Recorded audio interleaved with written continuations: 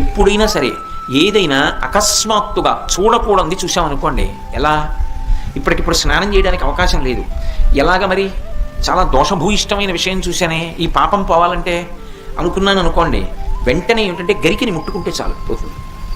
తీవ్రమైనటువంటి పీడకలు వచ్చిందనుకోండి, ఆ పీడకల పరిహారం అవ్వాలనుకోండి ఏ అభిషేకమో చేయించుకోవాలి. శక్తి లేదనుకోండి మీరు అన్ని పూజలు చేయించుకున్నట్టే. స్నానం చేసి ఒకసారి గరికని ముట్టుకుంటే చాలు, స్నానం చేయకపోయినా చెప్పులు ఇప్పి గరికను ఒకసారి ముట్టుకుంటే చాలు.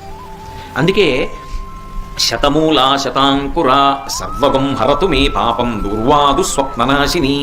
ఓ శతమూలా శతాంకుర, నువ్వు అనేకమైన వేర్లతో ముందుకెడుతుంటావు, అటువంటి అంకుర నిన్ను ముట్టుకుంటున్నాను. దీనివల్ల ఏమవుతోంది? సర్వగం హరతు మే పాపం, నా పాపములన్నీ పోతున్నాయి. దుస్వప్ననాశిని, దుస్వప్నములు పీడకల యొక్క ఫలితము పోతోంది. అటువంటి గరిక విఘ్నేశ్వరుడి పాదముల మీద వేసి తీసి కళ్ళకద్దుకుని తల మీద పెట్టుకున్నారనుకోండి, విఘ్నములన్నింటినీ కూడా తీసేస్తాడు.